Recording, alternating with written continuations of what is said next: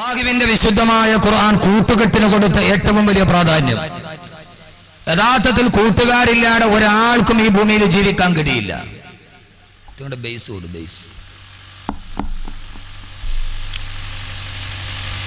എല്ലാ ആളുകൾക്കും അവന്റെ ഒരു ആത്മാർത്ഥ സുഹൃത്തുണ്ടാവും.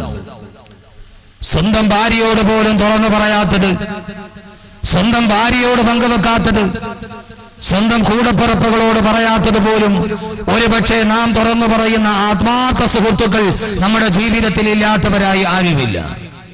എല്ലാം തുറന്നു പറയുന്ന ആത്മാർത്ഥ കൂട്ടുകാർ, ആത്മാർത്ഥ സഹോദരങ്ങൾ കൂട്ടുകാരില്ലാത്തവരായി ഭൂമിയിൽ ഒരാൾ പോലും ഇല്ലാവ എന്നത് ചരിത്രത്തിന്റെ ഒരു പ്രധാനപ്പെട്ട ഭാഗമാണ്.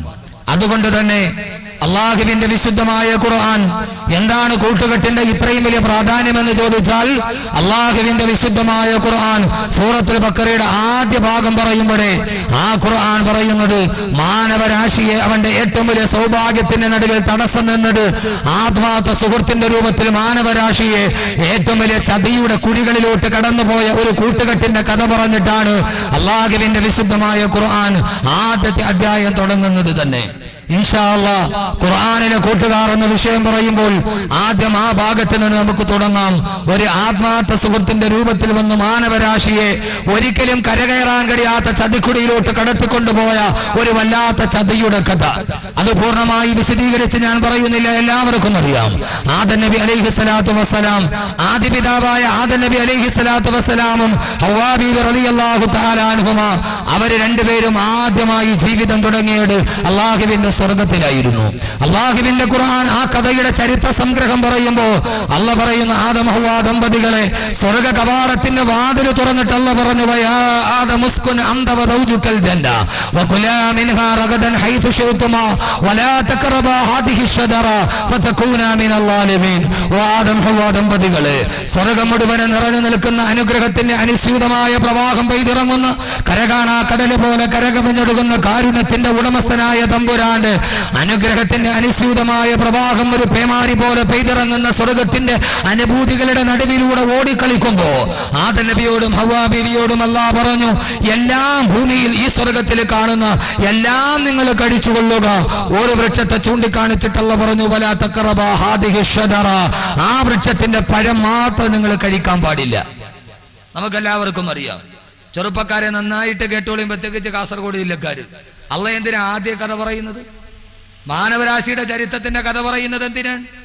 അള്ളാഹ് പറഞ്ഞു, നിങ്ങൾ സ്വർഗം എന്തു വേണമെങ്കിലും കഴിച്ചോ, പക്ഷെ വലാ തഖറബാ ഹാദിഹി ശജറ, ആ വൃക്ഷത്തിന്റെ പഴം മാത്രം കഴിക്കാൻ പാടില്ല. അതെന്താ അള്ളാഹു ആ വൃക്ഷത്തിന്റെ പഴം കഴിക്കാൻ പാടില്ല എന്ന് പറഞ്ഞത്? അതിൽ എൻഡോസൾഫാൻ തളിച്ചത് കൊണ്ട്? ആ വൃക്ഷത്തിന് എൻഡോസൾഫാൻ തളിച്ചത് കൊണ്ടല്ല. കാസർഗോഡാണല്ലോ ഈ സാധനം കൂടെ ഉള്ളത്. എവിടെ? ചെറുക്കള പഞ്ചായത്തിൽ. എവിടെ എൻഡോസൾഫാൻ ഉള്ളത്? ബദിയിടുക.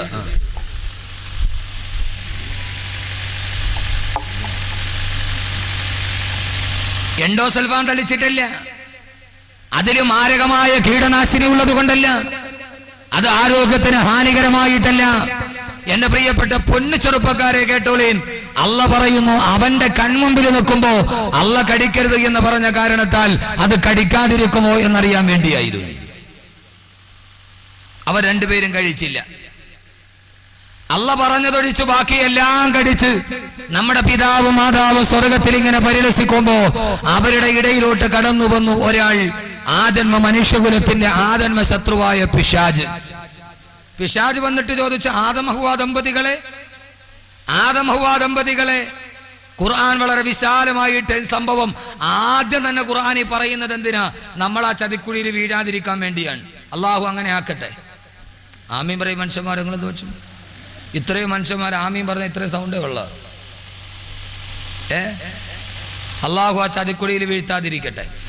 അല്ലാഹുവിന്റെ ഖുർആൻ പറയുന്നു, ഫവസ്വസ ഇലൈഹി ശൈത്വാനു ഖാല യാ ആദമു ഹൽ അദുല്ലുക അലാ ശജറത്തിൽ ഖുൽദി വ മുൽകിൻ ലാ യബ്ലാ.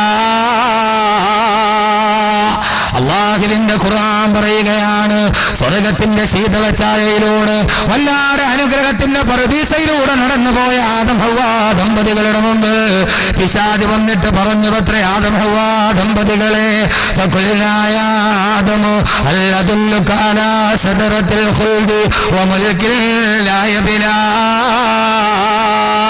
ഓ ആദം ഹവ്വ ദമ്പതികളെ, ഒരിക്കലും നീങ്ങിപ്പോകാത്ത ഐശ്വര്യം നിങ്ങളുടെ ജീവിതത്തിലേക്ക് കിട്ടുന്ന ഒരു മാന്ത്രിക മരത്തെ നിങ്ങൾക്ക് ഞാൻ കാണിച്ചു തരട്ടെ. അള്ളാന്റെ ഖുർആൻ പറയുന്നു, പിശാച് വന്നിട്ട് പറഞ്ഞത് എന്തെന്നറിയോ? അല്ലദില്ലുക അലാ ശജറത്തിൽ ഖുൽദി, ഒരു മാന്ത്രിക മരം നിങ്ങൾക്ക് ഞാൻ ചൂണ്ടിക്കാണിച്ചു തരട്ടെയോ? ഏതാണ് ആ മാന്ത്രിക മരം എന്നറിയോ? ആ മരത്തിന്റെ പഴം കടിച്ചാൽ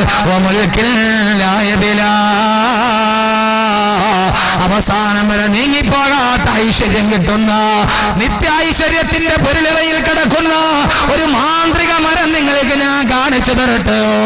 എന്റെ ശബ്ദം കേൾക്കാൻ തടിച്ചുകൂടിയ സഹോദരങ്ങളെ, ആദ്യത്തെ പിശാചിന്റെ തന്ത്രമാണിത്. ആദ്യം വന്ന് പഴം കടിക്കാൻ പറഞ്ഞില്ല, ആദ്യം പിശാച് പരസ്യം ചെയ്തു, ഒരു മാന്ത്രിക മരം കാണിച്ചു തരട്ടെയോ? മനുഷ്യന്റെ ഹൃദയത്തെ ഇളക്കുകയാണ്. ഒടുക്കത്തെ പരസ്യമല്ലേ മനുഷ്യന്റെ മനസ്സിളക്കുന്നത്? നൂറ്റാണ്ടുകൾക്ക് മുമ്പ് സ്വർഗലോകത്ത് മാതാപിതാക്കളെ തറവാട്ടിൽ നിന്ന് വലിച്ചെറിയാണ് മനുഷ്യകുലത്തിന്റെ ആജന്മശത്രുവായ പിശാച് ഉയർത്തിയ തന്ത്രമാണിത്, പരസ്യത്തിന്റെ തന്ത്രം. എന്റെ പ്രിയപ്പെട്ട സഹോദരങ്ങളെ, പരസ്യം കാണുമ്പോ ഏറ്റവും വലിയ പ്രലോഭനത്തിലോട്ട് കടന്നു പോകുന്ന ജനതയുടെ മുമ്പ് പരസ്യമെന്ന് പറഞ്ഞാൽ നിയമാനുസൃതമായ നുണപ്രചാരണമാണെന്ന് തത്വചിന്തകനായ ബെഞ്ചമിൻ ഫ്രാങ്ക്ലിൻ പറഞ്ഞിട്ടുണ്ട്. 1000 പരസ്യമാണ്. പണത്തിന് ആവശ്യമാണോ? ആവശ്യത്തിന് പണം വേണോ? ഓരോ നാൽക്കവലയിലും പരസ്യപ്പലകകൾ. പണത്തിന് ആവശ്യമാണോ? ആവശ്യത്തിന് പണം വേണോ? മുത്തൂറ്റിലേക്ക് വരിക, സ്വർണം പണയം വെക്കുക. സഹോദരങ്ങളെ, പരസ്യമാണ് മനുഷ്യനെ വഴിതെറ്റിച്ചത്, പരസ്യമാണ് മനുഷ്യനെ വഴിതെളിപ്പിച്ചത്. 1/2 മീറ്റർ തുണി കൊണ്ട് ബ്ലൗസ് തയ്ച്ചാൽ അത് ഫാഷനാകുമെന്ന് പറയുന്ന ഒടുക്കത്തെ പരസ്യം കണ്ടപ്പോ എല്ലാ പെണ്ണുങ്ങളും വീണുപോയി. നൂറ്റാണ്ടുകൾക്ക് മുമ്പ് പിശാച് ഉയർത്തിയ തന്ത്രമാണിത്. അല്ലദില്ലുക അലാ ശജറത്തിൽ ഖുൽദി വമുൽകിൻ ലാ യബ്ലാ. ഒരു മാന്ത്രിക മരം നിങ്ങൾക്ക് ഞാൻ കാണിച്ചു തരട്ടെയോ? ആദം ഹവ്വ ദമ്പതികൾ റളിയല്ലാഹു അൻഹുമാ അലൈഹിമുസ്സലാത്തു വസ്സലാം അവര് ചോദിച്ചു, ഏത് മരമാണ്? പിശാച് ചൂണ്ടിക്കാണിച്ചു ആ മരം. ആദം നബി ഹവ്വ ബീവിയും പറഞ്ഞു, ഇല്ല, അത് അല്ലാഹു ഞങ്ങളോട് വിലക്കിയ മരമാണ്, അത് ഞങ്ങൾ കഴിക്കാൻ സാധ്യമല്ല. ആ സമയത്താണ് അല്ലാഹുവിന്റെ ഖുർആൻ പറയുകയാ, പിശാച് ആദം നബിയോടും ഹവ്വ ബീവിയോടും പറഞ്ഞു അത്രേ, ആ പഴം കഴിക്കരുതെന്ന് അല്ല നിങ്ങളോട് പറയാനുള്ള കാരണം എന്തെന്നറിയോ? ഇല്ലാനെ തക്കൂന മലക്കൈനി ഔ തക്കൂന മിനൽ ഖാലിദീൻ. ആ പഴം കടിച്ചാൽ ഒന്നുകിൽ നിങ്ങൾ കാലാകാല സ്വർഗത്തിൽ കിടക്കും, അതല്ലെങ്കിൽ നിങ്ങൾ മലക്കുകളായി മാറും. അതുകൊണ്ടാണ് അല്ലാഹ് അത് കടിക്കരുതെന്ന് പറഞ്ഞത്. കാലാകാലം നിങ്ങൾ സ്വർഗത്തിൽ കടന്നു പോകും, അത്ര വലിയ മാന്ത്രിക മരമാണെന്ന് പറഞ്ഞപ്പോ സഹോദരങ്ങളെ, ആദം നബി ഹവ്വ ബീവിയും പകച്ചു നിന്നു. അല്ലാഹുവിന്റെ ഖുർആൻ പറയട്ടെ, ഇവിടെ കൂടി ആയിരക്കണക്കിന് ചെറുപ്പക്കാരോട് എന്റെ ഹൃദയത്തിൽ തുറന്നിട്ട് ഞാൻ ഖുർആനിലെ കൂട്ടുകാര് തുടങ്ങുകയാ. പൊന്നുമോനെ, ലോകത്ത് ഏത് തെറ്റ് ചെയ്താലും ആ തെറ്റിന്റെ പുറകില് കൂട്ടുകാരല്ലേ. രാവിലെ പത്രമെടുത്ത് നോക്കിയാൽ പെൺവാണിഭം നടത്തുന്നത് ഒരാളല്ലല്ലോ, ബാങ്ക് കവർച്ച നടത്തുന്നത് ഒരാളല്ലല്ലോ, വഴിയിലൂടെ കടന്നു പോകുന്നവനെ പിടിച്ചിട്ട് കഴുത്തറത്തിട്ട് മാലക വരുന്നത് ഒരാളല്ലല്ലോ, ജയിലിൽ വെച്ച് കൂട്ടുകൂടിയ കൂട്ടുകാർ, അതല്ലെങ്കിൽ റോഡിൽ മനസ്സൈഡിൽ വന്ന് നിൽക്കുന്ന, ബസ് സ്റ്റാൻഡിൽ വന്ന് നിൽക്കുന്ന പെണ്ണിനെ കാണുമ്പോ മൊബൈൽ ഫോണിൽ ഒരു ഇര വന്നിട്ടുണ്ടെന്ന് പറഞ്ഞ് കൂട്ടുകൂടി കൂട്ടുകാരല്ലയോ. പാവപ്പെട്ട പെണ്ണിനെ മാനഭംഗം ചെയ്തത്. ഈ ദുനിയാവിൽ ഏതൊക്കെ കുറ്റകൃത്യങ്ങൾ നടക്കുന്നുവോ അത് ഒരാൾ തന്നെ ചെയ്യുന്നതല്ല, കൂട്ടുകാര് ദിവസങ്ങളോളം ആലോചിച്ച് ഗൂഢാലോചനയുടെ പദ്ധതി ഉണ്ടാക്കി നടത്തുന്നതാ. എല്ലാ തിന്മയുടെ മുകളിൽ കൂട്ടുകാരുണ്ടെങ്കിൽ മദ്യപിക്കാനും പലിശ മേടിക്കാനും പട്ടച്ചാരായം കുടിക്കാനും നിന്റെ കൂടെ നിന്റെ കൂട്ടുകാരുണ്ടെങ്കിൽ ഞാൻ വല്ലാതെ അതിശയിച്ചു പോയി. സഹോദരങ്ങളെ, പൗവല് വയലും കഴിഞ്ഞിട്ടാണ് ഞാൻ വരുന്നത്. 1.5 മണിക്കൂർ ഇവിടെ പ്രഭാഷണം കഴിഞ്ഞ് എന്റെ ബഹുമാനനായ സുഹൃത്ത് മിസ്ബാഹ് യൂസുഫിന്റെ കാറിൽ വരുമ്പോ റെയിൽവേ ക്രോസിന്റെ പുറകില് റെയിൽവേ ക്രോസിന്റെ ഗേറ്റ് തുറക്കുന്ന പോലും കാത്തു നിൽക്കുമ്പോ എത്രയോ ചെറുപ്പക്കാരാണ് അവര് ബൈക്കിൽ 2-3 പേരുമായി വഴുത് കേൾക്കാൻ വരുന്നു. അറിയാതെ ചിന്തിച്ചു പോയി പടുത്തുറപ്പ് ഇവര് നന്മ കേൾക്കാൻ കൂടിയവരാണല്ലോ. പള്ളത്തിൽ അഹമ്മദ് കബീർ വാഖവിയുടെ വഴുതണ്ട് വരുന്നുണ്ടോ എന്ന് ചോദിച്ചപ്പോ പൊന്നുമോനെ നിന്റെ കൂട്ടുകാരനെ വിളിച്ച് ബൈക്കിൽ കയറ്റി വരുമ്പോ അല്ലാ കിട്ടപ്പെട്ട കൂട്ടുകാരാണ് നിങ്ങൾ. കാരണം എന്തെന്നറിയോ? തെറ്റിലോട്ട് വിളിക്കുന്നവൻ കൂട്ടുകാരനല്ല, തെറ്റിലേക്ക് ക്ഷണിക്കുന്നവൻ കൂട്ടുകാരനല്ല, മദ്യപിക്കാൻ സഹായിക്കുന്നവൻ കൂട്ടുകാരനല്ല, അവൻ യഥാർത്ഥ കൂട്ടുകാരനല്ല. കാരണം വഴിപഴപ്പിച്ച കൂട്ടുകാരനാരെന്നറിയുമോ? 14 നൂറ്റാണ്ടുകൾക്ക് മുമ്പ് അല്ലാഹുവിന്റെ ഖുർആൻ പറയുകയാണ്, പിശാചിന്റെ വാക്ക് കേട്ടപ്പോ പിശാച് വന്നിട്ട് ആദം ഹവ്വാ ദമ്പതികളോട് പറഞ്ഞപ്പോ പിശാചിന്റെ വാക്ക് കേട്ടിട്ട് ആദം നബിയും ഹവ്വാ ബീവിയും പഴം കഴിച്ചു. അല്ലാഹുവിന്റെ ഖുർആൻ പറയുന്നത് കേൾക്കുക, ഫദല്ലാഹുമാ ബിഗുറൂർ. ആ പിശാച് അവരെ രണ്ടുപേരെ ഈ ചതിക്കുഴി തോണ്ടി കൊടുത്തു. അല്ലാഹു പറഞ്ഞതാണ്, ഞാൻ പറഞ്ഞതല്ല. ഫദല്ലാഹുമാ ബിഗുറൂർ. ആ പിശാച് ആദം നബിയെയും ഹവ്വാ ബീവിയെയും ചതിക്കുഴിയിലേക്ക് പറഞ്ഞു വിട്ടെന്ന് അല്ലാഹുവിന്റെ വിശുദ്ധ ഖുർആൻ. ആദം നബിയെയും ഹവ്വാ ബീവിയെയും ചതിക്കുഴിയിലോട്ട് പറഞ്ഞു വിട്ടു ഖുർആൻ. ഫദല്ലാഹുമാ ബിഗുറൂർ. അള്ളാന്റെ ഖുർആൻ പറഞ്ഞതാ, അവർക്ക് വഞ്ചനയുടെ വഴി കാണിച്ചു കൊടുത്തു.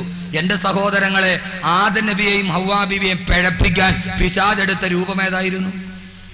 പിശാചെടുത്ത രൂപമേതാ? ആദം നബിയോട് ഹവ്വാ ബീവിയോടും പറഞ്ഞു, യഥാർത്ഥത്തിൽ ഇന്നും കൂട്ടുകാർ ചെയ്യുന്ന പരിപാടി ഇതാ, ഏയ് ഇല്ലാൻ തക്കൂന മലക്കൈനി ഹൽ അദുല്ലുക അലാ ഷജറത്തിൽ ഖുൽദി, ഒരു മാന്ത്രിക മരം നിനക്ക് ഞാൻ കാണിച്ചു തരട്ടെ, അത് തിന്നാൽ വമുൽക്കില്ല യബില, തീരാത്ത ഐശ്വര്യം കിട്ടും. ഇന്നും കൂട്ടുകാർ പറയുന്ന ഇതാ, ഒന്നും അറിയാത്ത അവന്റെ അടുക്കൽ വന്നിട്ട് പറയും, ഒരു മാന്ത്രിക വസ്തു നിനക്ക് ഞാൻ തരട്ടെ, അത് നിന്റെ ചുണ്ടിന്റെ അടിയിൽ വെച്ചാ നീ ദുനിയാവിലെ സ്വർഗം നേരിട്ട് കാണും. അവൻ ആദ്യത്തെ പൊതി കഞ്ചാവ് കൊടുക്കും, അല്ലെങ്കിൽ ആദ്യത്തെ ഹഷി. അന്ന് നൂറ്റാണ്ടുകൾക്ക് മുമ്പ് പിശാച് പരത്തിയ അതേ തന്ത്രമാണ് കൂട്ടുകെട്ടിന്റെ ഇടയിൽ.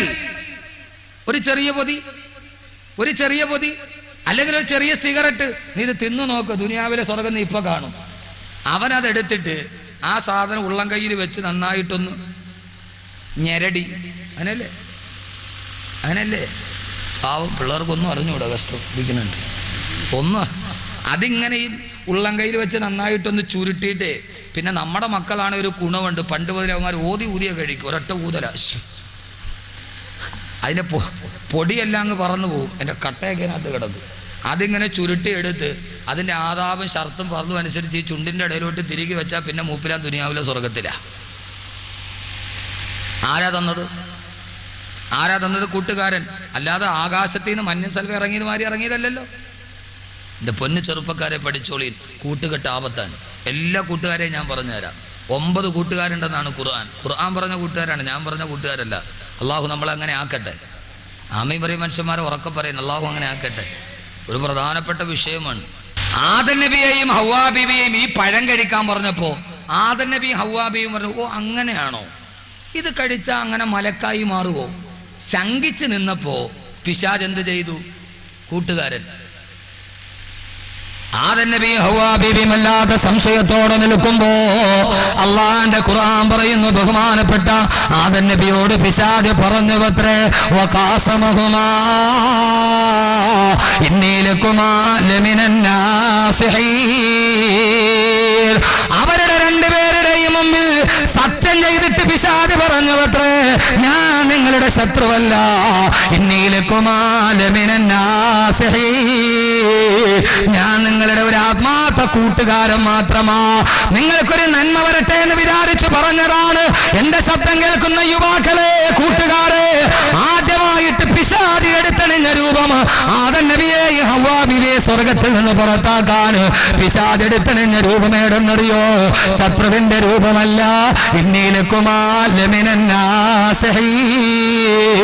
ഞാൻ നിങ്ങളുടെ ഒരു യഥാർത്ഥ കൂട്ടുകാരൻ മാത്രമാ.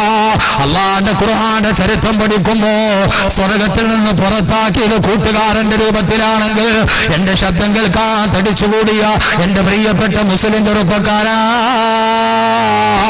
എപ്പോഴും അള്ളാന്റെ സ്വർഗത്തിൽ നിന്ന് നിന്നെ പുറത്താക്കുന്നത് ആ സ്വർഗത്തിന്റെ കവാടത്തിലോട്ട് കടന്നു ചെല്ലാൻ നിന്നെ അനുവദിക്കാത്ത രൂപത്തിൽ ജീവിതത്തിൽ നിന്നെ വഴിതെറ്റിക്കുന്നത് അത് നിന്റെ ആത്മാർത്ഥ കൂട്ടുകാരനായിരിക്കും. ആത്മാർത്ഥ കൂട്ടുകാരനാ മനുഷ്യനെ ആദ്യം ചതിച്ചതെങ്കിൽ അള്ളാന്റെ ഖുർആന്റെ വാക്ക് പാടാവുകയില്ല. ലോകത്തെല്ലാവരും പറയുന്നതെന്താ? ഓരോ മാതാപിതാക്കളും പറയുന്നതെന്താ? ഉസ്താദേ, 10ാം ക്ലാസ്സിൽ പഠിക്കുന്നത് വരെ എന്റെ മകൻ നല്ല സ്വഭാവമായിരുന്നു, അവൻ ബാങ്ക് കേട്ടാൽ പള്ളിയിൽ പോകുമായിരുന്നു. +2 പോയപ്പോ, കോളേജിന് പോയപ്പോ, എഞ്ചിനീയറിംഗിന് പോയപ്പോ അവന് കുറെ കൂട്ടുകാരെ കിട്ടി, അവൻ വഴിപടച്ചു പോയി ഉസ്താദേന്ന് എത്രയോ ആളുകൾ പറയുന്നുണ്ട്. 1000 ചീർണതകൾക്ക് വേണ്ടി, 1000 അശ്ലീലതകൾക്ക് വേണ്ടി ഖുർആനിലെ കൂട്ടുകാരെ ഞാൻ ഇവിടെ നിന്ന് തുടങ്ങുകയാ. സഹോദരങ്ങളെ, കൂട്ടുകെട്ട് പ്രധാനമാണ്. അതുകൊണ്ടാണ് ഖുർആൻ എന്ന് പറഞ്ഞത് നിങ്ങൾ വഴിതെറ്റി പോകാതിരിക്കാൻ.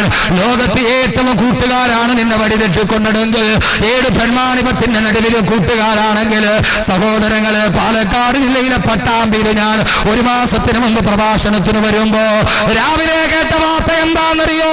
അങ്ങകലെ തമിഴ്നാട്ടിൽ നിന്ന്, അങ്ങകലെ പശ്ചിമ ബംഗാളിൽ നിന്ന് 17 വയസ്സുള്ള ഒരു പാവപ്പെട്ട പെൺകുട്ടി, പശ്ചിമ ബംഗാളിയായ 17 വയസ്സുകാരി പെൺകുട്ടി അവളുടെ കാമുകനെ അന്വേഷിച്ച് കേരളത്തിൽ വന്നു. കേരളത്തിലെ പട്ടാമ്പിയിൽ വന്നു. അവളുടെ സഹോദരിയുടെ ഭർത്താവ് ഇവിടെ ജോലി ചെയ്യുന്നുണ്ട്. എന്ത് ജോലി എന്നറിയോ? സമ്പന്ന വർഗത്തിന്റെ വസ്ത്രം ഇസ്തിരിയിട്ട് കൊടുക്കുന്ന ജോലി. പാവപ്പെട്ട തമിഴനായ മനുഷ്യന്, ബംഗാളിയായ 17 വയസ്സുകാരി ഒരു തമിഴനാണ് അവളുടെ പെങ്ങളെ, അവളുടെ സഹോദരിയെ വിവാഹം ചെയ്തത്. ഏതോ ഒരു കൂട്ടുകാരന്, ഒരു കാമുകൻ അവളെ ബംഗാളിൽ നിന്ന് വഞ്ചിച്ചുവത്രേ. അവൻ അവിടെ നിന്ന് കേരളത്തിലോട്ട് കടന്നു. തന്നെ പ്രേമ വാഗ്ദാനം നൽകി വല്ലാതെ കടന്നുപോയ കാമുകനെ തേടി 17 വയസ്സുകാരിയായ പാവപ്പെട്ട ബംഗാളി പെൺകൊട് അവളെ ഈ പട്ടാമ്പിയിൽ വരുമ്പോ അവളുടെ സഹോദരി ഭർത്താവ് കാമുകനെ കുറിച്ച് അന്വേഷിക്കുമ്പോ അവൻ തമിഴ്നാട്ടിലോട്ട് കടന്നു കളഞ്ഞു. ഒരു കൂട്ടുകാരിയെയും കൂട്ടി, തന്റെ ഈ സഹോദരിയുടെ അനുജത്തിയെയും കൂട്ടി ആ പാവപ്പെട്ട തമിഴ്നാട്ടുകാരന്, സമ്പന്ന വർഗത്തിന്റെ വസ്ത്രം ഇസ്തിരി കൊടുത്ത തമിഴ്നാട്ടുകാരന്, അവൻ അവളെയും കൂട്ടി തമിഴ്നാട്ടിൽ പോയി. അവിടെ പോയി കാമുകനെ അന്വേഷിച്ച് കണ്ടില്ല. സന്ധ്യാസമയത്ത് തിരിച്ചു വരുമ്പോ, കോയമ്പത്തൂരിൽ നിന്ന് തിരിച്ചു വരുമ്പോ, വനമേഖലയിലൂടെ തിരിച്ചു വരുമ്പോ, സഹോദരങ്ങളെ, ഷോളയാർ വനത്തിന്റെ നടുവിലുള്ള മലമ്പാതയിലൂടെ വരുമ്പോ വണ്ടി ബ്രേക്ക് ഡൗൺ ആയി പോയി. കടന്നു വരാൻ മാർഗമില്ല, വാഹനമില്ല.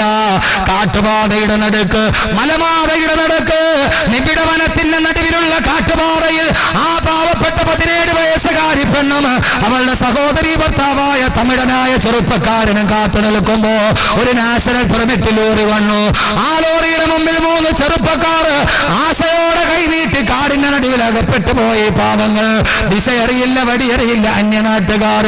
അവര് കൈനീട്ടി ആ ലോറിയിൽ ഇരിക്കുന്നവര് തങ്ങൾക്കൊന്ന് വഴി കാണിച്ചു തന്നിരുന്നെങ്കിൽ, അവര് തങ്ങളൊന്ന് നാട്ടിലെത്തിച്ചിരുന്നുവെങ്കിൽ. 17 വയസ്സുകാരി പെണ്ണിനെ കണ്ടപ്പോ അവര് വാഹനം നിർത്തി.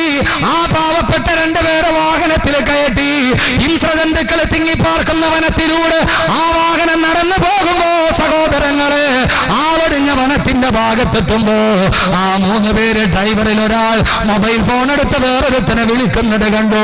ഭാഷ അറിയാത്തത് കൊണ്ട് തിരിച്ചറിഞ്ഞില്ല. മലയാള ഭാഷയിൽ അവൻ പറഞ്ഞതെന്തെന്ന്, മൊബൈൽ ഫോണിലൂടെ തന്റെ കൂട്ടുകാരനോട് പറഞ്ഞതെന്തെന്ന് ആ പാവപ്പെട്ട പെണ്ണ് തിരിച്ചറിഞ്ഞില്ല. നമ്മുടെ ഈ പച്ച മലയാളത്തിൽ നടന്ന കഥയാണ് പറയുന്നത്. എന്തിനാണ് ഖുർആനിലെ കൂട്ടുകാരെന്ന് ചോദിച്ചാ മറുപടി പറയും, അതിനെ കുറിച്ചേ പറയാൻ പാടുള്ളൂ. അതാണ് ഈ സമൂഹത്തോട് പറയേണ്ടത്. സഹോദരങ്ങളെ, നിബിഡവനത്തിലെത്തിയപ്പോ, ആളുകൾ പാർക്കാത്ത നിബിഡവനത്തിലെത്തിയപ്പോ ആ പാവപ്പെട്ട തമിഴ്നാട്ടുകാരന് 2 കൈയും 2 കാലും കെട്ടി അവനെ ലോറിയുടെ ക്യാബിനിൽ ഇട്ടിട്ട് താക്കോല് കൊണ്ടുപോയി. 17 വയസ്സുള്ള ബംഗാളി പെൺകൊടിയെ 3 പേരും താങ്ങിയെടുത്തു കൊണ്ടുപോയി. ആരും കാണാത്ത വനത്തിന്റെ നടുവ്, കാരണച്ചോലയുടെ നടുവ് ആ 3 പേർ ഈ പാവപ്പെട്ട പെൺകുട്ടിയെ മാനഭംഗപ്പെടുത്തി മലത്തിക്കിടത്തി മാനഭംഗം ചെയ്യുമ്പോ ഓരോരുത്തരായി അർത്ഥമറിയാത്ത ഭാഷയിൽ പാവപ്പെട്ട നിഷ്കളങ്ക 17 നിലവിളിക്കുമ്പോ ഓരോരുത്തരായി അവളെ കടിച്ചു മുറിച്ചിട്ട് ആ പാവപ്പെട്ട പെണ്ണിന്റെ മാനം ചിന്തുമ്പോ, ആ പാവപ്പെട്ട പെണ്ണിന്റെ വസ്ത്രമൂരി മാറുമ്പോ, കാട്ടില് താമസിക്കുന്ന കാട്ടാന പോലും കരഞ്ഞിട്ടുണ്ടാവില്ലേ, കുറുക്കം പോലും കരഞ്ഞിട്ടുണ്ടാവില്ലേ, ഷോളയാറ് വനത്തിലെ കുറുനരി പോലും കരഞ്ഞിട്ടുണ്ടാവില്ലേ. കുറുനരികൾ ഇങ്ങനെ അക്രമം കാണിക്കാറില്ല, കാട്ടാന ഇങ്ങനെ പിടിയാണ് ഇങ്ങനെ മാനം കെടുത്താറില്ല, കാട്ടുപുലിയും ചെമ്പുലിയും ഇങ്ങനെ മട്ടരുത്തന്റെ പച്ചമാംസം കത്തിപ്പിടിക്കാറില്ല. സഹോദരങ്ങളെ 3 പേര് മാറി ആ 17 വയസ്സുകാരിയെ മാനഭംഗപ്പെടുത്തി അവളുടെ ഉടുതുണി വലിച്ചെറിഞ്ഞു. അവസാനം ആ പെണ്ണ് എഴുന്നേറ്റോടുമ്പോ വനാന്തരത്തിലൂടെ ഒരാശ്രയം തേടി ഓടുമ്പോ അങ്ങകലെ നിന്നൊരു ബൈക്കിന്റെ വെളിച്ചം കണ്ടു.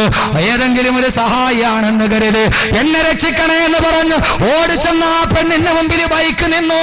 ഒരു സിനിമയുടെ കഥയല്ല ഞാൻ പറയുന്നത്, ഒരു റൊമാൻറ്റിക് ഭാവനയല്ല പറയുന്നത്. ആ ബൈക്കിൽ വന്നവൻ രക്ഷകനാകുമെന്ന് കരുതിയപ്പോ ആ ബൈക്കിൽ വന്നത് ആരെന്നറിയുമോ? ഇരയെ കെട്ടിയപ്പോൾ ലോറി ഡ്രൈവർ ഫോണിൽ വിളിച്ചു വരുത്തിയ കൂട്ടുകാരൻ. എനിക്കൊരുത്തിയെ കെട്ടിയിട്ടുണ്ട്, പങ്കുവെക്കാൻ വരാൻ പറഞ്ഞപ്പോ നാട്ടിലിരുന്ന കാട്ടുമൃഗം, അവന്റെ പേര് സുധീർ എന്നാണ്, അവനാണ് വന്നത് ഇരയെ പങ്കുവെക്കാൻ. അവനും പിടിച്ചു നിർത്തി സഹായിയാകുമെന്ന് കരുതി നിലവിളിച്ചവൻ പിടിച്ചു കെട്ടിയവളെ മാനം ചെയ്യുമ്പോ ഉടുതുണി വലിച്ചെറിഞ്ഞു പെണ്ണിനെ പരിപൂർണ വസ്ത്രയായി 4 പേര് പിച്ച് ചിന്തിയ പെണ്ണ് നാട്ടിലൂടെ ഭ്രാന്ത് പോലെ ഓടുമ്പോ നിലവിൽ കേട്ട ഏതോ അയൽവക്കക്കാരാണ് ഓടി ചെല്ലുമ്പോൾ നൂൽബന്ധമില്ലാതെ കടിച്ചു പറിച്ച ചുണ്ടുകളുമായി ശരീരവുമായി പൊട്ടിക്കരയുന്ന പെണ്ണ് ആരോ മറയ്ക്കാൻ വസ്ത്രം കൊടുത്തു. എന്റെ പൊന്നു സഹോദരങ്ങളെ, ബംഗാളിയായ 17 വയസ്സുള്ള പെണ്ണിനെ കാണണോ? കാസർഗോഡുകാരെ കാണണോ? പട്ടാമ്പി ഗവൺമെന്റ് ഹോസ്പിറ്റലില് മാനസിക നില തകരാറിലായി ഭ്രാന്തിയെ പോലെ ആ 17 വയസ്സുകാരി. ആരാണ് ചെയ്തത്? ഒരു പെണ്ണിനെ കിട്ടിയപ്പോ വരാൻ പറഞ്ഞ് മൊബൈൽ ഫോണിൽ കൂട്ടുകാരനെ വിളിച്ചു. ആ കൂട്ടുകാരൻ പങ്കുവെച്ചപ്പോ സഹോദരങ്ങളെ കൂട്ടുകെട്ടാണ് തകർത്തത്. എല്ലാ തിന്മയുടെ മകളിലും കൂട്ടുകെട്ട്. എന്റെ ശബ്ദം കേൾക്കുന്ന പള്ളത്തെ പ്രിയപ്പെട്ട പെങ്ങളെ, നല്ലവരോടെ കൂട്ടുകൂടാവൂ, എല്ലാവരുമായി കൂട്ടുകൂടാൻ പാടില്ല. ഞാനൊന്ന് ചോദിക്കട്ടെ പെങ്ങളെ, കേരളത്തിൽ നടന്ന എത്രയോ പെൺവാണിഭങ്ങളുണ്ട്. കിളിരൂര് പെൺവാണിഭം, കവിയൂര് പെൺവാണിഭം, വിതിര പെൺവാണിഭം. 15 വയസ്സ് പ്രായമുള്ളപ്പോ സീരിയലിൽ അഭിനയിക്കുന്ന സ്വപ്നമായി പൂമ്പാട്ടകളോട് സ്വപ്നം പറഞ്ഞ അവസാന കോട്ടയം മെഡിക്കൽ കോളേജിൽ 85% കത്തിക്കരിഞ്ഞ് ചാമ്പലായി കിടന്ന നിന്റെ കിളിരൂരിലെ ശാരിയ വീട്, കവിയൂരിലെ അനഘയ വീട്. കിളിരൂര് പെൺവാണിഭ കേസിൽ കോടതി ശിക്ഷിച്ചു. ആരാണ് 15 വയസ്സുള്ള പെണ്ണിന് 70 പേർക്ക് പിച്ച് ചിന്നാൻ കൊടുത്തതെന്നറിയോ? ആ നാട്ടിലെ കാമുകന്മാരല്ല, അവളുടെ അമ്മയുടെ ഏറ്റവും അടുത്ത കൂട്ടുകാരിലേതായ സ്നായരാണ്. ആരാണ് കൊടുത്തത്? അവളുടെ അമ്മയുടെ കൂട്ടുകാരി. ആ കൂട്ടുകാരിയാണ് പ്രലോഭിച്ചിട്ട് കൊടുത്തത്. ഏത് പെൺവാണിഭത്തിന്റെ കഥ എടുത്തു നോക്കോ, ഒരു പെണ്ണിനെ കൂട്ടിക്കൊടുത്തത് ആണല്ല, അവളുടെ കൂട്ടുകാരിയാണ്. അതുകൊണ്ട് സഹോദരങ്ങളെ, ഖുർആൻ 14 നൂറ്റാണ്ട് മുമ്പ് പറഞ്ഞു, പിശാച് നിന്നെ സ്വർഗ്ഗത്തിൽ നിന്ന് പുറത്താക്കിയത് ഒരാത്മാർത്ഥ സുഹൃത്തിന്റെ രൂപത്തിലാണ്. അതുകൊണ്ട് കൂട്ടുകെട്ട് പ്രധാനമാണ്. കൂട്ടുകാരെ തിരഞ്ഞെടുക്കുമ്പോ പൊന്നു ചെറുപ്പക്കാരെ, നരകത്തിലോട്ട് കൊണ്ടുപോകുന്ന പരലോകത്ത് വലച്ചു കളയുന്ന കൂട്ടുകാര് നിനക്ക് വേണ്ട. അള്ളാഹു നല്ല കൂട്ടുകാരെ അള്ളാഹു നൽകി അനുഗ്രഹിക്കുമാറാകട്ടെ. ഏറ്റവും നല്ല കൂട്ടുകാരൻ ആരാ? ഉമർ റളിയല്ലാഹു തആല ഉബയ്യ് ഇബ്നു കഅബ് റളിയല്ലാഹു അൻഹുവിനോട് ചോദിച്ചു, ഉബയ്യെ ഏറ്റവും നല്ല കൂട്ടുകാരൻ ആരാ? അപ്പോൾ ഉബയ്യ് റളിയല്ലാഹു തആല പറഞ്ഞു, എനിക്ക് വേണ്ടി നീ ദുആ ചെയ്യണേ എന്ന് ഓർമ്മിപ്പിക്കാതെ നിനക്ക് വേണ്ടി അറിഞ്ഞു ദുആ ചെയ്യുന്നവനാരോ അവനാണ് നിന്റെ ഏറ്റവും നല്ല കൂട്ടുകാരൻ എന്ന് ഉബയ്യ് ഇബ്നു കഅബ് റളിയല്ലാഹു അൻഹു. എനിക്ക് വേണ്ടി ദുആ ചെയ്യണേ എന്ന് പറയാതെ തന്നെ ഓർത്ത് ദുആ ചെയ്യുന്നവൻ അവനാണ് ഏറ്റവും നല്ല കൂട്ടുകാരൻ. അപ്പൊ അങ്ങനെ നോക്കുമ്പോൾ നിങ്ങളുടെ ഏറ്റവും നല്ല കൂട്ടുകാരൻ ഞാനാണ്. അല്ലെ ഇന്നലെ എറണാകുളത്ത് നിങ്ങൾക്ക് വേണ്ടി നിങ്ങൾ ആരെങ്കിലും പറഞ്ഞിട്ടാണ് ഞാൻ ദുആ ചെയ്തത്? അപ്പോൾ നിങ്ങൾ എൻ്റെ നല്ല കൂട്ടുകാരനാവണം. ആവോ? അങ്ങനെയാണ്. നിങ്ങൾ ഈ വാത് കഴിഞ്ഞ ഉസ്താദെ കബീർ ഉസ്താദിന് ആരോഗ്യം കിട്ടണം, അവസാനമൊക്കെ നിങ്ങൾ ആരെങ്കിലും പറയണ്ട. കൊണ്ട് നല്ല കൂട്ടുകാരുണ്ട്. അള്ളാഹു നല്ല കൂട്ടുകെട്ടിൽ പെടുത്തട്ടെ. ഒരുമിച്ച് കൂടെ നല്ല കൂട്ടുകാർ ജീവിച്ചിരിക്കുന്നിടത്ത് ബറക്കത്തുണ്ടാവും, മോശമായ കൂട്ടുകാർ ജീവിച്ചിരിക്കുന്നിടത്ത് അദാബുണ്ടാകും. ഖുർആൻ, രണ്ടും ഖുർആനാണ്. പക്ഷെ അത് ഓരോന്നോരോന്നായിട്ട് പറയാം. അള്ളാഹു സ്വീകരിക്കട്ടെ. അള്ളാഹു സ്വീകരിക്കട്ടെ. അതുകൊണ്ട് ഖുർആൻ ആദ്യം പറയുന്നു പിശാച് മനുഷ്യനെ ചതിച്ചത് കൂട്ടുകാരന്റെ രൂപത്തിലാണ്. അതുകൊണ്ട് സഹോദരങ്ങളെ നല്ല കൂട്ടുകാരെ തിരഞ്ഞെടുക്കണം. എന്ത് കൂട്ടുകാരെ? നല്ല കൂട്ടുകാരെ തിരഞ്ഞെടുക്കണം. ഒരാൾക്ക് നല്ല കൂട്ടുകാരെ കിട്ടി, പക്ഷെ അത് കൈവെള്ളയിൽ കിട്ടിയിട്ട് അവൻ കളഞ്ഞു. ഖുർആനിൽ 3 ആയത്തിറങ്ങിയത് അവന്റെ പേരിലാണ്. ഒരു നല്ല കൂട്ടുകാരനെ തിരഞ്ഞെടുക്കാൻ പറ്റി, അവസരം കിട്ടി, പക്ഷേ ആ നല്ല കൂട്ടുകാരെ തള്ളിക്കളഞ്ഞവൻ അവനാണ് ലോകത്തിലെ ഏറ്റവും വലിയ ഹതഭാഗ്യവാൻ എന്ന അല്ലാഹുവിന്റെ ഖുർആൻ. അതുകൊണ്ട് നല്ല കൂട്ടുകാരെ തിരഞ്ഞെടുക്കും. അള്ളാഹു അങ്ങനെ ആക്കട്ടെ. ഖുർആൻ കൂട്ടുകെട്ടിന് വലിയ പ്രാധാന്യം നൽകിയിട്ടുണ്ട്. ഒരു നല്ല കൂട്ടുകാരെ തിരഞ്ഞെടുക്കാൻ പറ്റി, അവസരം പ്രയോജനപ്പെടുത്തിയില്ല, അവൻ നാളെ ആഖിറത്തിൽ കൈ കടിച്ചു കൊടുക്കേണ്ടി വരുമെന്ന് വിശുദ്ധ ഖുർആൻ. എന്റെ പൊന്നു സഹോദരന്മാരെ, നല്ല കൂട്ടുകാരെ തിരഞ്ഞെടുക്കുകയും അള്ളാഹുവിന്റെ ഖുർആൻ തന്നെ പറഞ്ഞില്ലേ, എല്ലാരോടും കൂട്ടുകൂടാൻ പാടില്ല. കേരളത്തിലെ ഏത് പെൺവാണിപ്പത്തിന്റെ കഥ വേണമെങ്കിലും നിങ്ങൾ എടുത്തോളി. ഏത് പെണ്ണിനെയും കൂട്ടിക്കൊടുത്താൽ അവളുടെ കൂട്ടുകാരിയ അല്ലേ? ആണല്ലോ കൂട്ടിക്കൊടുത്തത്. ചുമ്മാ പെണ്ണുങ്ങളെ ഇങ്ങനെ വിട്ടിട്ട് വീട്ടിലിരുന്ന കാര്യം പോകും. അവള് വേറെ എവിടെയെങ്കിലും പോകും. നമ്മൾ പള്ളത്തെ പള്ളിയിൽ കയറിയിട്ട് ഇന്ന പോലെ റജീകിലെ കാതറെന്നും പറഞ്ഞിരിക്കേണ്ടി വരും. കൂട്ടുകെട്ടിനെ ഖുർആൻ വളരെ വിശാലമായി പറയുന്നുണ്ട്. നിങ്ങൾ എന്താ കരുതിയത്? ഇതൊരു വിശാലമായ വിഷയമല്ലേ? എത്ര പെണ്ണുങ്ങളുടെ കൂടെ പോകുന്നത്? എത്ര പെൺവാണിഭമാ നടക്കുന്നത്? എത്ര കുടുംബമാ തകരുന്നത്? അള്ളാഹുവിന്റെ ഖുർആൻ പറഞ്ഞ സ്ത്രീകളെ പ്രത്യേകിച്ച് മനസ്സിലാക്കിക്കോളീൻ. എല്ലാ പെണ്ണുങ്ങളോടും കൂടാവോ? എല്ലാ പെണ്ണുങ്ങളോടും കൂട്ടുകൂടാൻ പാടില്ല. ഖുർആൻ സൂറത്തുൻ നൂർ, ഞാൻ ഈ പറയുന്ന മുഴുവനും ഖുർആനാണ്. ഒരു പെണ്ണോട് ആരോടൊക്കെ സഹവസിക്കാം എന്ന് പറയുമ്പോൾ അള്ളാഹുവിന്റെ ഖുർആൻ പറയുന്നുണ്ട്, ഇല്ലാലി ബുഊലത്തിഹിന്ന ഔ ആബായി ബുഊലത്തിഹിന്ന ഔ അബിനായി ബുഊലത്തിഹിന്ന ഔ ബനീ ഇഖ്വാനിഹിന്ന ഔ ബനീ അഖവാത്തിഹിന്ന ഔ നിസായിഹിന്ന. നന്നായിട്ട് കേട്ടോളി സഹോദരിമാര്, ലോകത്ത് മുഴുവനും അപകടത്തിന്റെ കഥകൾ കേൾക്കുകയാണ്. ദീനുള്ള വീട്ടിലെ പെണ്ണുങ്ങളും അവസാനം എല്ലാം നഷ്ടപ്പെട്ടു പോകുന്നു. ഒരു പെണ്ണ് ആരോടൊക്കെ കൂട്ടുകൂടാം? അള്ളാഹുവിന്റെ ഖുർആൻ പറയുന്നുണ്ട്,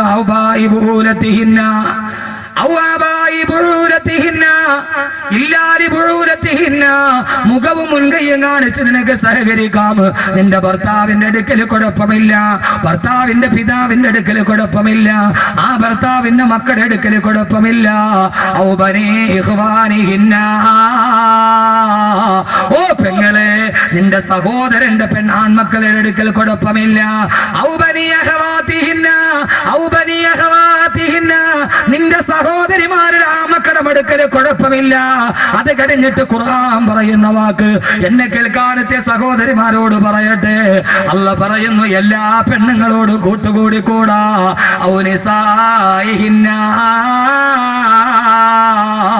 നിന്നെ പോലെയുള്ള പെണ്ണുങ്ങളുടെ അടുക്കൽ എല്ലാ പെണ്ണുമായിട്ട് കൂട്ടുകൂടരുത്.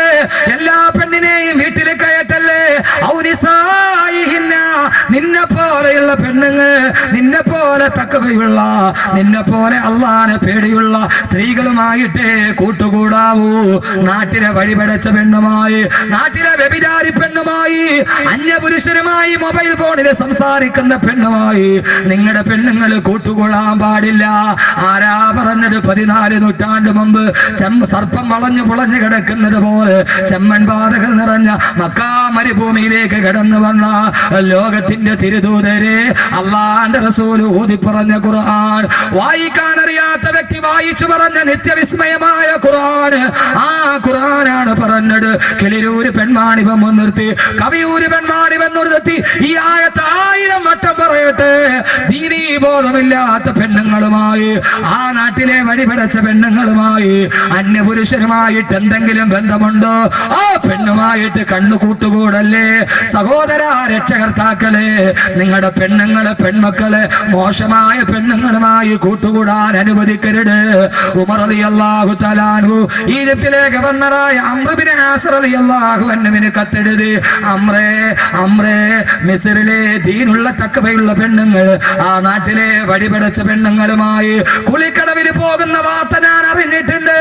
വഴിപടച്ച പെണ്ണുങ്ങളുമായി കുളിക്കടവിൽ പോകരുതെന്ന് മുഅ്മിനത്തുകളായ പെണ്ണുങ്ങളോട് പറയണമെന്ന് ഉമർ റളിയല്ലാഹു അൻഹു അംർ ബിൻ ആസ് റളിയല്ലാഹു അൻഹുവിന് കത്തെഴുതിയെങ്കിൽ, എന്റെ പ്രിയപ്പെട്ട സഹോദരാ, എന്റെ പ്രിയപ്പെട്ട സഹോദരി, നമ്മുടെ പെൺമക്കളുടെ കൂട്ടുകെട്ട് നിയന്ത്രിക്കണം. അവളാണ് വഴി പഠിപ്പിക്കുന്നതെങ്കിൽ അള്ളാന്റെ ഖുർആൻ പറയുന്ന നല്ല കൂട്ടുകാരെ പാടുള്ളൂ, നല്ല കൂട്ടുകാരെ പാടുള്ളൂ, നല്ല കൂട്ടുകാരെ പാടുള്ളൂ എന്ന് അള്ളാന്റെ വിശുദ്ധ ഖുർആൻ. ഒരു നല്ല കൂട്ടുകാരനെ തെരഞ്ഞെടുക്കാൻ കഴിഞ്ഞു. ഈ യുവാക്കൾ ഒരുമിച്ച് കൂടിയത് നന്മയ്ക്ക് വേണ്ടിയല്ലേ? ഈ യുവാക്കൾ ഒരുമിച്ച് കൂടിയത് നല്ലതിന് വേണ്ടിയല്ലേ? അവരെ നല്ല കൂട്ടുകാരല്ലേ? ആ കൂട്ടുകെട്ട പള്ളം പ്രദേശത്തിന്റെ ഈ കൂട്ടുകാർ അള്ളാഹു നിലനിർത്തി കൊടുക്കുമാറാകട്ടെ. ഈ കാസർഗോഡ് എനിക്ക് എത്രയോ കൂട്ടുകാരുണ്ട്. ഒരു 4 കൂട്ടുകാരെ എനിക്കറിയാം. ഉസ്താദേ, ഏറ്റവും വലിയ തെറ്റിലോട്ട് കടന്നു പോകുന്ന, മദ്യവും പെണ്ണും കൺമുന്നിൽ കിടക്കുന്ന ഗോവ നഗരത്തിലാണ് ഞങ്ങൾ താമസിക്കുന്നത്. ഇതേവരെ ഉസ്താദെ അള്ളാഹ് ഇഷ്ടപ്പെടാത്തത് ചെയ്തിട്ടില്ല എന്ന് പറഞ്ഞ് ദീനിന്റെ പേരിൽ കൂട്ടുകൂടിയ 4 കൂട്ടുകാർ. സഹോദരങ്ങളെ, എന്റെ വീട്ടിലോട്ട് സഞ്ചരിക്കുന്ന 12 മണിക്കൂറിന്റെ ഉള്ളിൽ അവരെന്നോട് പറഞ്ഞു, ഉസ്താദേ, ദീനിനു വേണ്ടി ഞങ്ങൾ ചേർന്ന് നിന്നവരാ. മരണം വരെ അള്ളാഹു നിലനിർത്തി കൊടുക്കട്ടെ. അവരുടെ ബിസിനസ്സിൽ, അവരുടെ ജീവിതത്തിൽ അള്ളാഹു ബറക്കത്ത് കൊടുക്കട്ടെ. മക്കളെ, കൂട്ടുകൂടിയാൽ അത് നന്മയ്ക്ക് വേണ്ടി കൂട്ടുകൂടണം, അത് നല്ലതിന് വേണ്ടി കൂട്ടുകൂടണം, അത് നല്ലതിന് വേണ്ടി കൂട്ടുകൂടണം. നല്ല കൂട്ടുകാരെ കിട്ടുമായിരുന്നിട്ട് ആ മഹാസൗഭാഗ്യം വലിച്ചെറിഞ്ഞവന് അവന്റെ അവസ്ഥയെ കുറിച്ചാണ് അള്ളാന്റെ ഖുർആൻ അടുത്തു പറയുന്നത്. ഏത് കൂട്ടുകാരനെന്നറിയോ? ആദരവായ പ്രവാചകൻ നബി മുഹമ്മദ് മുസ്തഫ. അള്ളാഹുവിന്റെ ഖുർആൻ പറയുന്നു, ആദരവായ പ്രവാചകൻ നബി മുഹമ്മദ് മുസ്തഫ. ഉറക്കെ സലാത്താണ് സദസ്സിന്റെ ശക്തി. ഞാൻ തന്നെ വലിയ ക്ഷീണിതനാണ്. അതിനിടയിൽ സദസ്സിന്റെ ശക്തി എന്താ? സലാത്താണ്. ആദരവായ പ്രവാചകൻ നബി മുഹമ്മദ് മുസ്തഫ. ഇവിടെ വലിയ മഹാമാരൊക്കെ കിടന്നുറങ്ങുന്ന സ്ഥലമാണ്. അവിടെ സലാത്തില്ല. പിന്നെ എവിടെയുള്ളത്? തങ്ങളുപ്പാപ്പ കിടന്നുറങ്ങണ മണ്ണല്ലേ? മാലിക് ദീനാറിന്റെ മണ്ണല്ലേ? റളിയല്ലാഹു അൻഹു. അവിടെ സലാത്തില്ല. പിന്നെ ഇതെന്താ ഉള്ളത്? ഇവിടെയല്ലേ സലാത്ത് ഉണ്ടാവേണ്ടത്? ഇത് നമ്മുടെ ചക്കര ബസാർ മാതിര. പേര് ചക്കര ബസാർ എന്നാണെങ്കിൽ ഒരു തുള്ളി ചക്കര അവിടെ നിന്ന് കിട്ടിയില്ല. പേര് ചക്കര ബസാർ എന്നാണ്, പക്ഷെ അവിടെ ചക്കര കിട്ടുമോ? നമ്മുടെ തിരിച്ചറിയൽ കാർഡ് മാതിരി. അതിന്റെ പേര് തിരിച്ചറിയൽ കാർഡ് എന്നാണ്, പക്ഷെ അതിനകത്ത് നോക്കിയാൽ ഒരു മനുഷ്യനെ തിരിച്ചറിയാൻ പറ്റും. സ്വന്തം ബാപ്പാനെ തിരിച്ചറിയാൻ പറ്റില്ല. അതിനകത്ത് നോക്കിയാൽ തിരിച്ചറിയൽ കാർഡ്, പേര് തിരിച്ചറിയൽ. ഇപ്പൊ ചക്കര ബസാർ, ഞാനൊന്ന് ഉച്ചയ്ക്ക് അവിടെ പോയി. ഞാൻ തന്നെ വലിയ സന്തോഷം. എന്താ സ്നേഹം അവിടുത്തെ ആളുകളുടെ. ഓടി വന്ന് കെട്ടിപ്പിടിച്ചു പോവാ. ചക്കര ബസാറിലെ അള്ളാഹു നല്ല ബറക്കത്ത് കൊടുത്തിട്ട് അവിടുത്തെ കച്ചവടക്കാർ ധാരാളം പേര് പറഞ്ഞു, ഉസ്താദെ കച്ചവടമൊക്കെ മോശമാണ്, കടവാണ്. അള്ളാഹു ആ പാവങ്ങൾ പൊരി വെയിലത്തിരുന്ന് കച്ചവടം ചെയ്യണവരാണ്. അള്ളാഹു നല്ല ബറക്കത്ത് കൊടുക്കട്ടെ, ഐശ്വര്യം കൊടുക്കട്ടെ. അള്ളാഹു അവരുടെയൊക്കെ ബിസിനസ്സിൽ അള്ളാഹു എല്ലാവിധ അഭിവൃദ്ധിയും കൊടുത്ത് കടങ്ങളൊക്കെ അള്ളാഹു മാറ്റി കൊടുക്കട്ടെ. നല്ല ചെറുപ്പക്കാർ കുട്ടികളാണ്, നല്ല ചെറുപ്പക്കാർ കുട്ടികളാണ്. ഇവിടെ നോക്ക് ചെറുപ്പക്കാരെ, കാസർഗോഡുകാരെ എല്ലാ കാര്യത്തിലും മുമ്പന്തിയിലാണ്. എല്ലാ കാര്യത്തിലും എൻ്റെ പൊന്നു ചെറുപ്പക്കാരെ ഇങ്ങനെ കൂട്ടുകെട്ടിയെടുത്ത് എന്തുവാ ആർജയാ, ഇതാണ് DJ. ഇവിടെ ഒരു കാതിലൊരു കടുക്കനിട്ട് എല്ലാ ആഭാസവും നിന്റെ കയ്യിലുണ്ട്. പൊന്നുമോനെ, കൂട്ടുകാര് നല്ലതാവണം. ആഭാസം നടത്താൻ വേണ്ടി കൂട്ടുകൂടരുത്. കാസർഗോഡ് എല്ലാ സാധനവും ഇതിനകത്തുണ്ട്. തക്കുവയുണ്ട്, നരകമുണ്ട്. എല്ലാത്തിനും മുമ്പന്തിയില, എല്ലാത്തിനും മുമ്പന്തിയില. അള്ളാഹു തന്ന ആയുസ് അള്ളാഹ്ക്ക് വേണ്ടി ചെലവഴിക്കണം. എന്ത് ചെയ്താലും ലോകത്ത് എന്തുണ്ടായാലും അത് കാസർഗോഡുകാരെ ഏറ്റെടുക്കും.